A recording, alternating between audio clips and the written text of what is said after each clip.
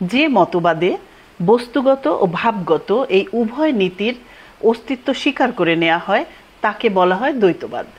এই মতবাদকে বস্তুবাদ ও ভাববাদের মাঝামাঝি একটা কিছু হিসেবে দেখানোর চেষ্টা করা হয়।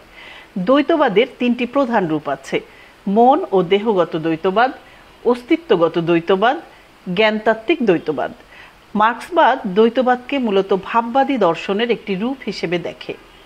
দ্বৈতবাদ বাস্তবতাকে দুটি স্বতন্ত্র সত্তায় ভাগ করে, যেমন মন ও দেহ, আত্মা ও পদার্থ, ঈশ্বর ও প্রকৃতি ইত্যাদি। মার্ক্সবাদ মনে করে এই বিভাজন মানুষকে বাস্তব জীবন ও বস্তুগত ভিত্তি থেকে বিমুখ করে তাকে অবাস্তব কল্পিত ব্যাখ্যার দিকে ঠেলে দেয়। মার্ক্স ও এঙ্গেলস বলেন, জগৎ একটিমাত্র মৌলিক সত্তার উপর দাঁড়িয়ে আছে, তা হলো বস্তু বা ম্যাটার। চেতনা, মন, আত্মা এগুলো বস্তু থেকে উদ্ভূত, বস্তুগত প্রক্রিয়ার ফল। দ্বৈতবাদ সমাজকে আত্মা ও পদার্থ, চিন্তা ও অস্তিত্ব, ভাব ও বাস্তব এইভাবে দ্বিখণ্ডিত করে দেখে। মার্ক্সের মতে মানুষের চেতনা তার অস্তিত্বকে নির্ধারণ করে না, বরং তার সামাজিক অস্তিত্বই তার চেতনাকে নির্ধারণ করে। অর্থাৎ মার্ক্স এঙ্গেলসের মতে ইতিহাস ও সমাজ ব্যাখ্যা করতে দ্বৈতবাদ অকার্যকর।